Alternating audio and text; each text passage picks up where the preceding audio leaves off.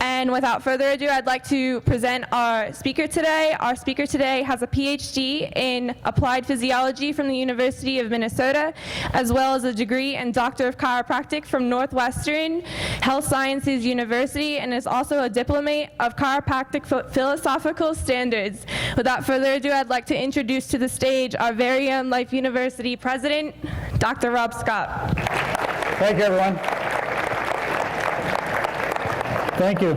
Hey, it's nice to have the opportunity to come in and share some thoughts with you. I don't do this very often. I need to start doing it more. I know Dr. Reekman has pretty much had the stage every quarter, and as we transition Dr. Reekman to a Chancellor Emeritus role, I think I'll take advantage of coming in and sharing with our chiropractic students a little more frequently. I was, however, somewhat disappointed with the applause when they said this is the last assembly of the quarter. I would have thought it would just be a lot more enthusiastic than that. So you're just telling me that these are actually good events, and we should probably have more of them. Wouldn't you agree? No? Okay. So here's what I'd like to do. I'm always torn as the president and a speaker to, do you come in and students want to be inspired and motivated, and that's really not my gig. I'm not, as Jim Tempo says, the jacuzzi experience that's going to make you all warm and fuzzy and then you kind of leave it when you walk out of the room. So I want to share with you, I want to motivate and inspire you, but I want to share with you some observations on the trends of the profession, why Life University and you as chiropractic students are so fundamentally important to the viability and success of carrying principled chiropractic to our communities in the future. I want to talk about the conversation that's happening around us now globally and certainly starting to emerge here in the U.S. That plays into public health initiatives. Obviously the coronavirus is taking up the news. And, universities like Life and Vitalistic Lenses have a different way of looking at these things, so I want to share with you some of that. And then what I really want to do at the end is allow some time to bring you up to speed on where we're at with the CCE. So that's kind of the 800-pound gorilla in the room. I'll tell you right now, it's all good. We're in good shape, but I want to tell you where we're at with the new developments that happened in January with some of their policies. So that's my intention. As we have time, maybe a couple questions. So that's what I'm going to do today. So what I want to start with is this. I have a question for you, and it's not a rhetorical question. It's a really serious question. Why do you want to be a chiropractor? Why do you want to be a chiropractor? And I'm saying it's not a rhetorical question because if you have not taken the time to sit down and come up with the answer to that, I'm going to really encourage you to do that soon. Does that make sense? Why do you want to be a chiropractor? And if you're coming up with answers like, well, I want to help people, or it's natural, or it's a hands-on approach to healthcare, I'm going to say, well, that's all good. It's kind of warm and fuzzy, but I'm going to ask you to drill down a little deeper. Why do you want to be a chiropractor? And I say that to you because if you do not have the answer to that question that you hold deep to your heart, that is the reason why you get out of bed every morning to come to Life University and go through this demanding curriculum and all the challenges and barriers that chiropractic and professional education put in front of people. If you don't have an answer to that, it's going to be a difficult road. If you don't have an answer to that question when you graduate from Life University, you're going to get up every morning to go to office, and you're going to be missing something that's going to be the thing that keeps you going to practice when the SHIT hits the fan in practice. Because if you find what we're doing now challenging, I got some news for you, that when you get into practice, the challenges just change. See what I'm saying? So why do you want to be a chiropractor? That's a really deeply personal question to me, because I want you to avoid my experience, which was thinking I had an answer to that. It's natural, it's hands-on, it's drug-free. I got to tell you something, folks. Syphilis is natural. It doesn't mean it's good for you. Just telling you. You got to get a lot deeper into your questions on this. And I went to practice every day wanting to help people, wanting to be natural, wanting to be hands-on, and I literally almost left this profession after 10 years of being in it because I did not have the answer to that fundamental question that keeps you going when people aren't coming into your practice, when payers aren't paying, when legislators aren't giving you the laws, when your regulatory bodies are telling you you can't advertise that you help children with ear infections. It's the thing that keeps moving you past the pain to achieving a goal. See what I'm saying? So if you haven't had that conversation with yourself, please do. And spend some time on it and get to own it. Because it's going to be the compass and the barometer and the driving force that's going to allow you to be successful, not just here, but at anything you do. Does that make sense? Because you live by a set of values and principles that are yours, that you use as a barometer for making decisions in your life, right?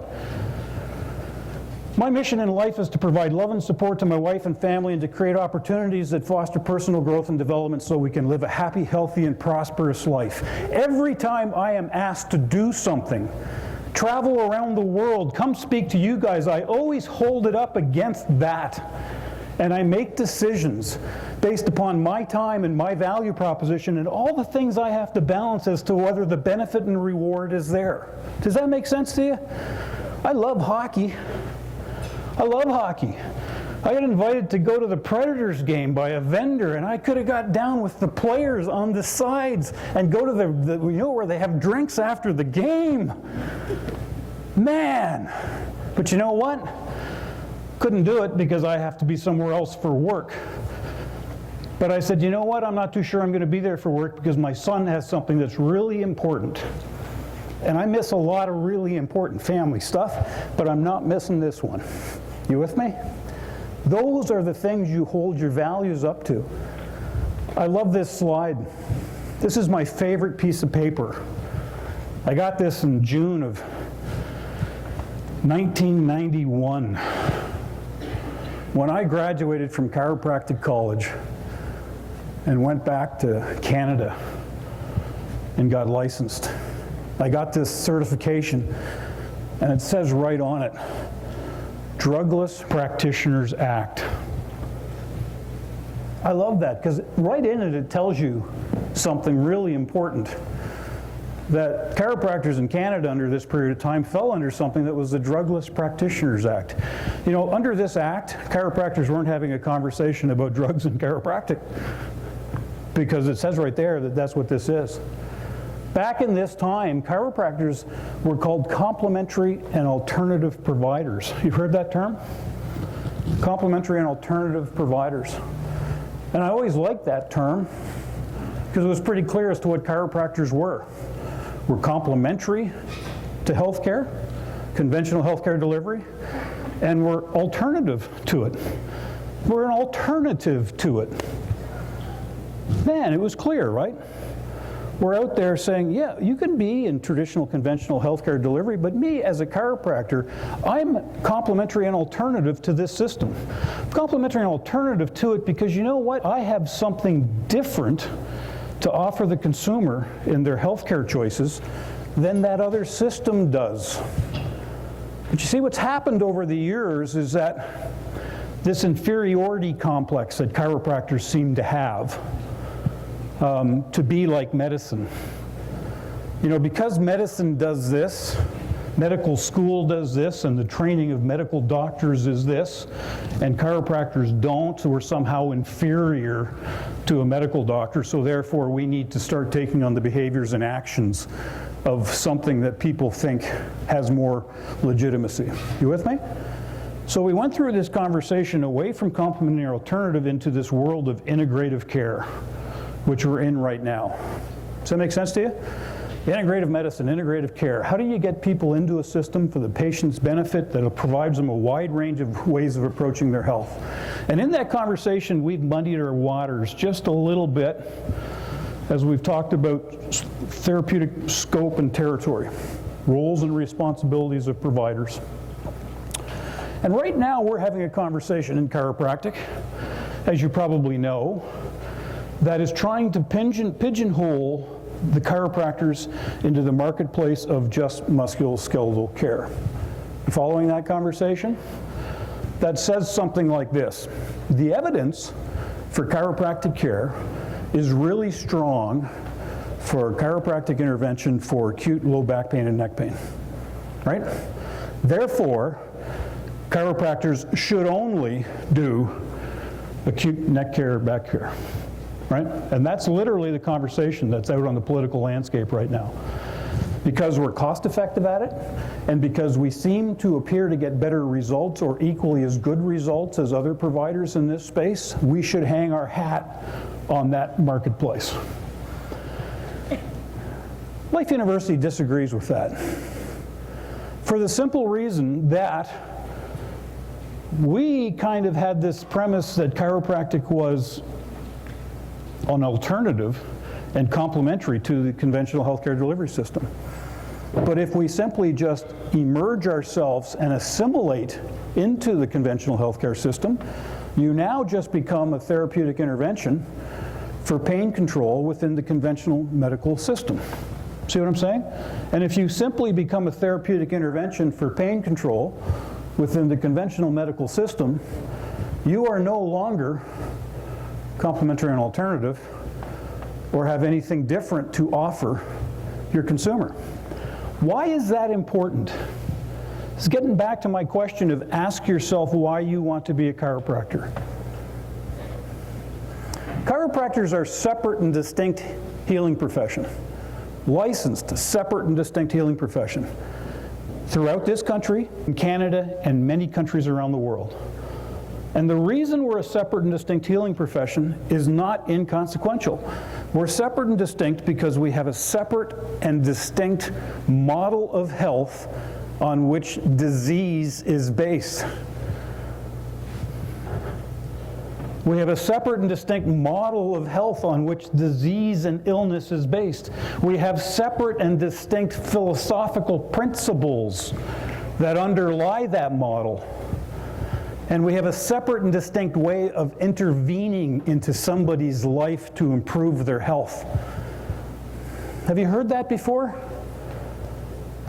That's not so what does that mean to us in this conversation? Does it mean we're separate and distinct from healthcare? Absolutely, it means we're separate and distinct. That's why we're licensed that way. Does it mean we're isolated and alone? No.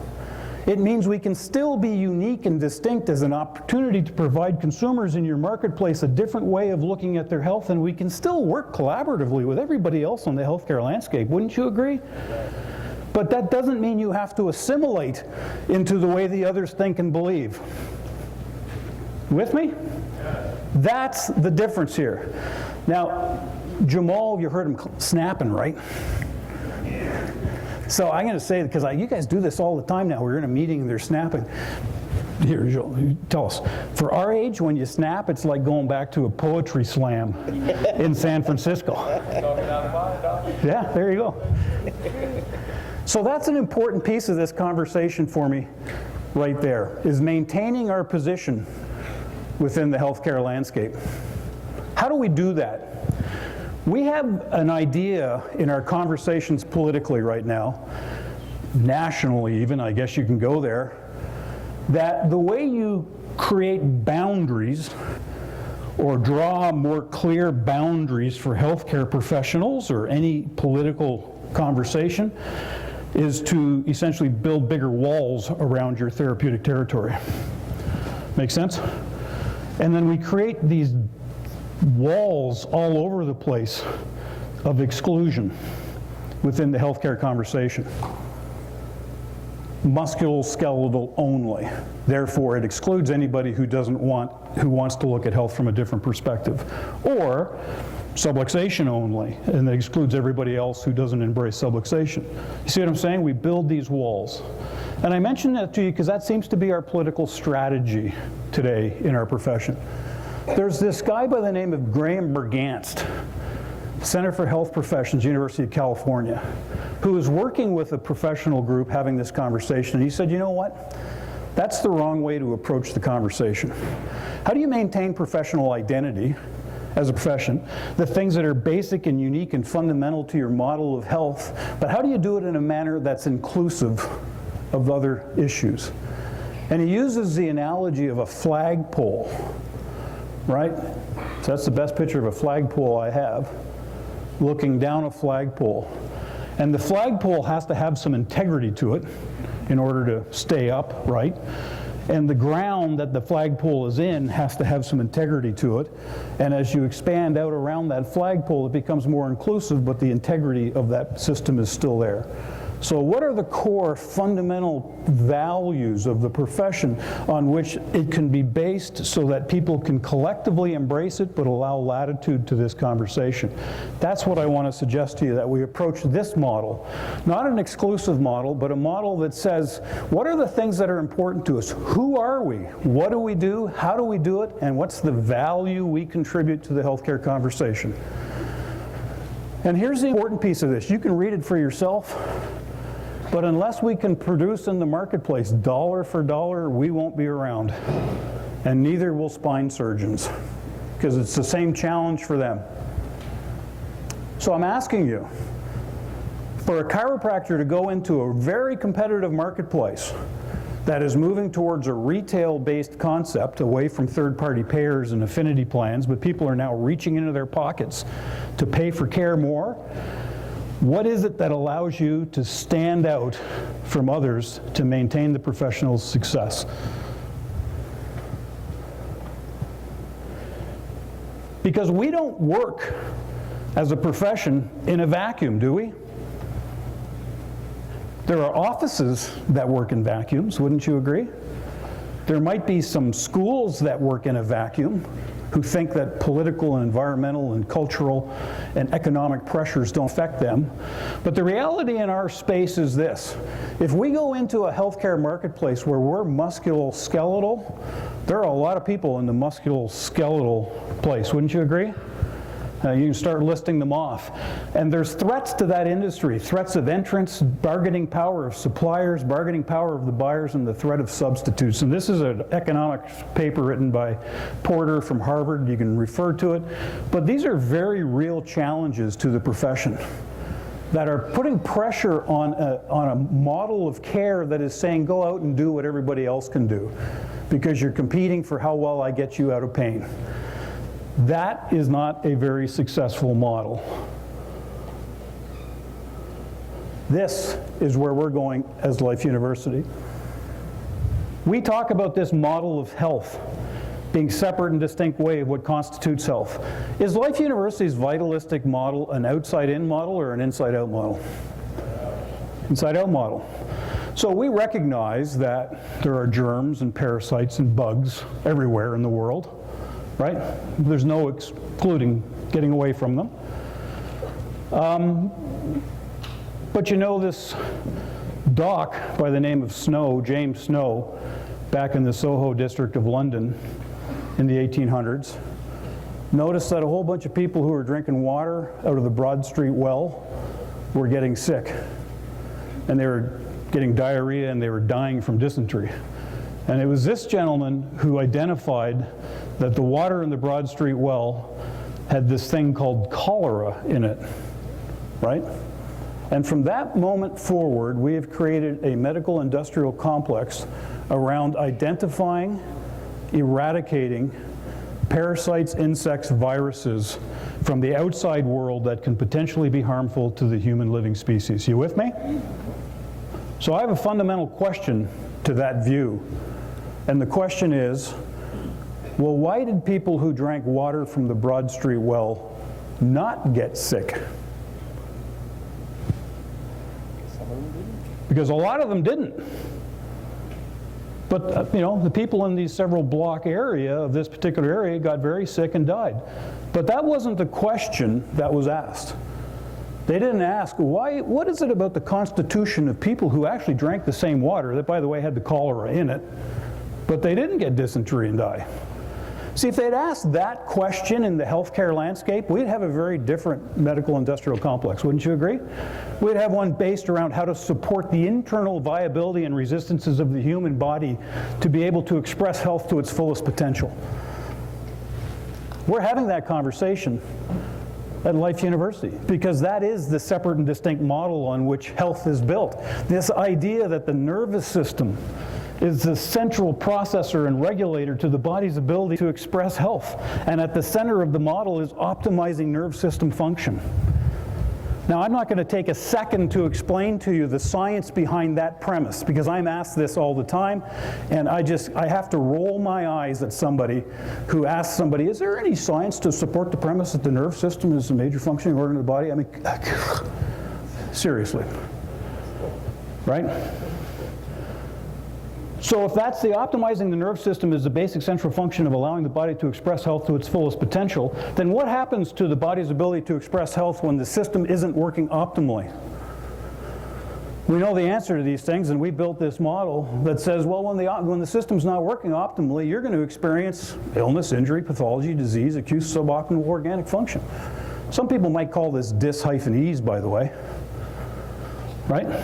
And I'm not standing in front of you guys intentionally when I say that. But it's dis-ease. Because how do people, as a physiologist, I always have to ask this question. What does dis-ease look like? It's a good question. What's it look like? Now, I'm sitting here, lack of ease. What does a lack of ease? That's a very circular response, Jamal, but thank you. What's lack of ease or dis-ease look like? As a physiologist, I'm going to suggest to you that physiology is the window to innate. The body's adaptive responses to external and internal stressors are measured, literally observed through your physiology.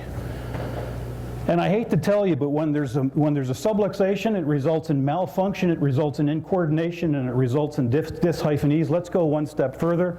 Dis-ease. It looks like organ failure, it looks like eczema, it looks like. You see what I'm saying? We have a tendency to not want to call something what it is because that's medicine. But I'm suggesting to you that illness, injury, pathology, and acute suboptimal organic function, these are serious health issues that have been going on for a long time as a result in not optimizing nerve system function. Chronic states of illness, adaptation, injury, reduced function. Those are things like rheumatic issues, arthritises, all the stuff you're learning in your clinical science classes. That results from suboptimal nerve function. And then, of course, the holy grail to this trilogy is the wellness paradigm, if I can get it. So there's a bubble down in that last corner. There it is.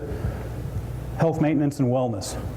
This isn't a conversation about how to get somebody who has pathology and suboptimal organic function better. This isn't a conversation about how do you get, chronic states of illness better. This is a conversation about how do you get people to whole new levels of health that they've never experienced before. I think that's what we all strive for. It's what we want to talk about, but we have to talk about it in the same context that people are going to walk into your office in all these other states. And we cannot ignore it. I am really tired of having conversations with people in the height of the biggest drug epidemic in United States history that is a result of musculoskeletal people with chiropractors who say, well, I don't deal with low back pain, I just remove nerve interference. Bullshit! Your patient has come to your office for a reason. Now, don't get me wrong with saying that I'm challenging your principles. I'm not challenging your principles. I'm challenging your messaging. You see what I'm saying? Take them from where they are and work with them to allow them to have their nerve system express health to the fullest potential. And you know what? They may not be ready for it. They may not be aware or receptive to what you have to say. But if you're not willing to say it, then you need to look deep inside about why you get up every morning. Why are you a chiropractor? See what I'm saying? I want to point something out with this model too. This is a nice model because you notice the word adjustment or technique is not there. It's intentional. And I'm not going to get in, just assume that the word adjustment is there when we talk about how you influence the nerve system, it's through the adjustment. But it's not a conversation about which technique is better. I'm not going down that rabbit hole, folks. Because when you want to start talking about it, there's very little good, solid justification for any technique being good. There are some that are great, that are starting to produce that stuff, but let's not go down that rabbit hole. And what also isn't here, by the way, folks, is the word subluxation. Have you noticed that? Now, it's not there because this model allows you to have a conversation with a lot of people and not get hung up on terminology. I've sat in rooms with PhD neuroscience researchers who have had this model put up on the wall, and they go, yeah, I'm with you. You mentioned the word subluxation, guess what? Now, here's where we're at Life University. We are totally neurologically based, subluxation focused. That's the flagpole of the profession. That we are having a neurological conversation about somebody's back. We're not having an orthopedic conversation about somebody's back. It's not about the bones. It's how we influence the nerve system, right? We're having a neurological subluxation based conversation. Here's what I want us to get in the habit of. I don't even want to do this. If I asked all of you what a subluxation is, I'll guarantee if there's 1,000 people in this room, I'll get 900 different answers. Wouldn't you agree? It's chiropractic. So what we're trying to do is move away from esoteric conversations about subluxation, conceptual conversations about subluxation, away from, Stevenson's, the vertebrae above or both less than a luxation that interferes in, that one, mental impulse one. And we're starting to get into the world of having this conversation based upon optimizing nerve system function. There are two definitions I want to share with you.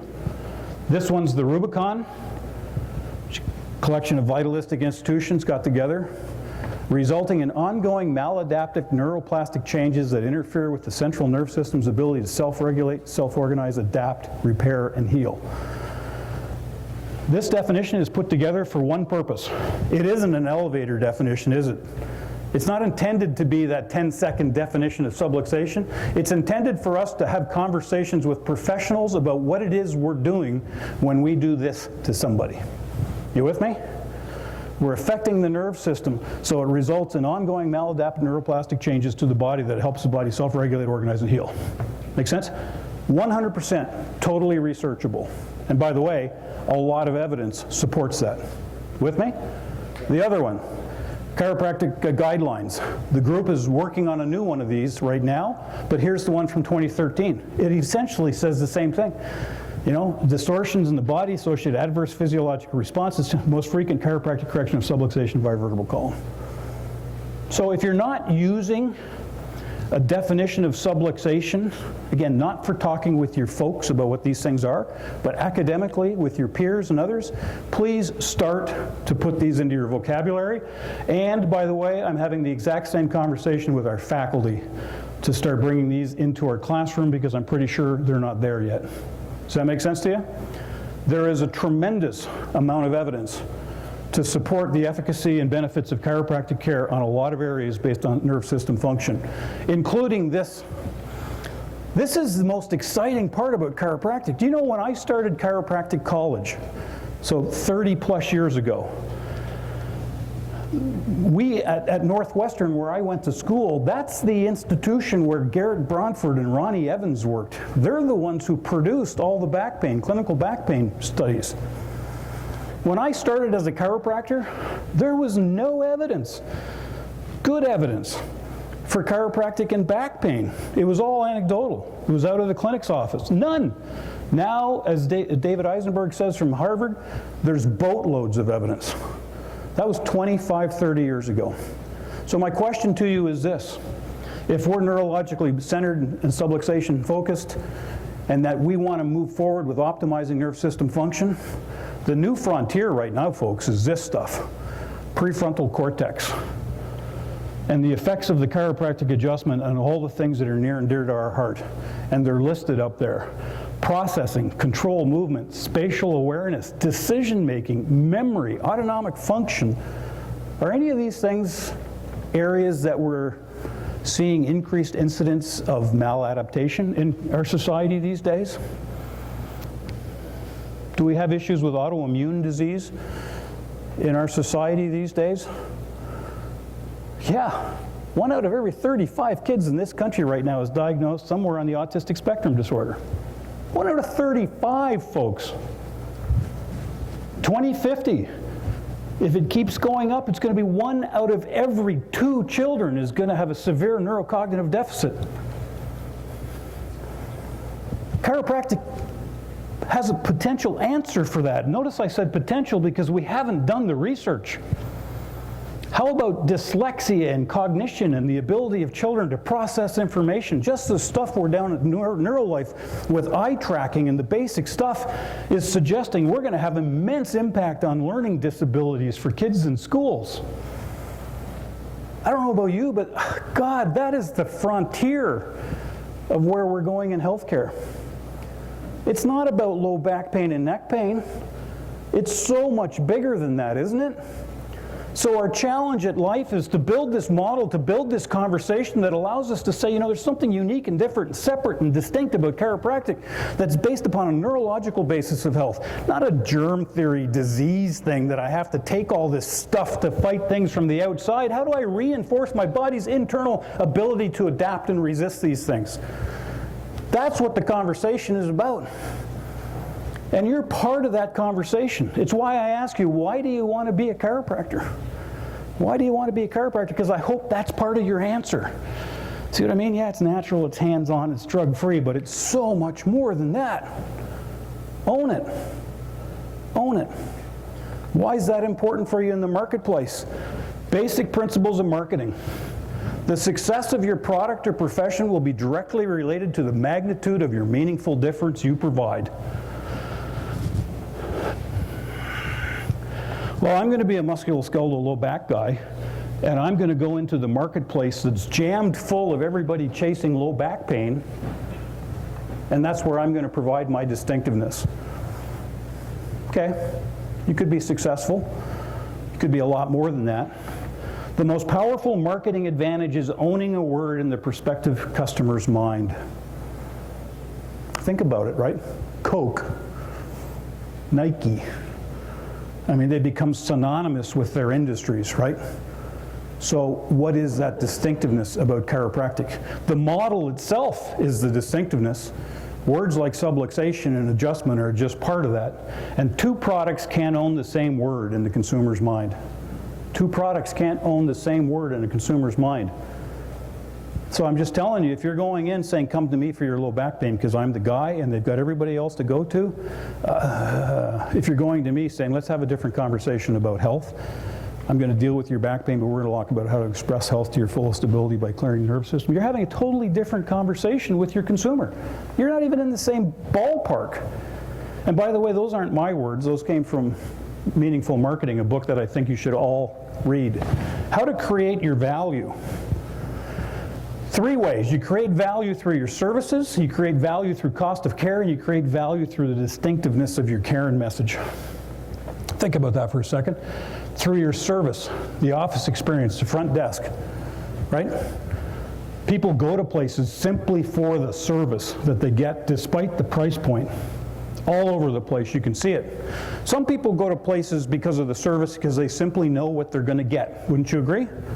That's why fast food restaurants are doing so well, because the expectation and what they're going to get is going to be the same here as in China or everywhere, right? You walk into a McDonald's, it's the same burger. Doesn't matter where it is. That's the point. You create value through cost of care or your price point. This is where we get trapped, because there's this concept that if you decrease your price point, you discount your price point, somehow people are going to see that as valuable. They don't. Okay? They don't. And the minute you start to decrease your price points, you are stuck there forever. So maybe, but be really cautious about it. You create value through the distinctiveness of your care and your message. Simple. So think about those as you go into it. Why is that important? Today, with the conversation that's going on, I just wanted to share with you I'm continually asked, well, Life University is anti-vaccination. And we're going to be hearing a lot about this as we move into the coronavirus era here in North America. So I wanted to share with you, Life University is not anti-vaccination. Now, as a vitalist, as somebody who believes the vitalistic lifestyle, and I believe that my body has with an inherent ability to heal and express health and to flourish without interference, then that's going to inform how I view questions of vaccination. But it is not saying that you're anti-vaccination. Life University is what's called an informed consent institution. An informed consent institution. And it says right there that where conformed is an ethical principle in all healthcare practices. By definition, it implies choice. Okay, it implies choice. All medical procedures, including vaccination, have the potential to cause injury. Informed consent is an ethical imperative. And we will oppose any and all efforts, legislation that take away parental choice or personal choice in someone's health. Period. Now, you may have a different opinion on that, but as it relates to the conversation that's going on in vaccination, what it is saying, because in New Jersey and California, if you're following this conversation around, people are going, well, why are chiropractors the ones out there? Because this isn't a chiropractic issue. And it's not. But it's a healthcare issue that is viewed through the vitalistic lens. So right now in New Jersey, they've had mandatory vaccinations. Here in this state, by the way, House Bill 415, I think it is reducing the age of consent from 18 down to 14 so that kids don't have to get parental consent to get vaccination. It's the first step to going mandatory. And here's my position on this, mine. Before you inject a biologically active agent in me or my child, you will have my consent to do so. Period. Anything. Doesn't matter what it is. It's an ethical issue in healthcare. Why is it important? So right now, I'm not going to go too deep into this, but how many people are familiar with the National Childhood Vaccine Act of 1986? Hands? National Childhood Vaccine Act. 3 hands. Oh, and 3 over here. This is a law that was passed by Congress in 1986 that took away liability from the major vaccine manufacturers for vaccination. Took away their liability as a manufacturer. So every other drug has a process to go through except for vaccination, which means that the vaccine companies cannot be sued for harm and damages, ever, right? Take this one step further. All 4 major vaccine manufacturers, there used to be 5, there's 4 now, are convicted felons. Straight up, they're serial criminal convictions for corruption and fraud. You can read about it. Just read about Vioxx with Merck, right? They literally withheld information that showed that people were dying from heart attacks on the masses in order to market their product. But they had some accountability there, and that's why they were sued and lost billions of dollars in that lawsuit. The National Vaccine Act excludes that and puts the onus on the FDA and the Health and Human Services Department to periodically check safety. And I'm saying that to you because they say, well, the safety is, the science is settled. Here's a lawsuit from New York. How many people have seen this? This is a case decision, by the way. This is a ruling of the courts. It came out just a couple summers ago. Where is it? June of 18. And they were sued because every 2 years they're supposed to do a safety study on this stuff.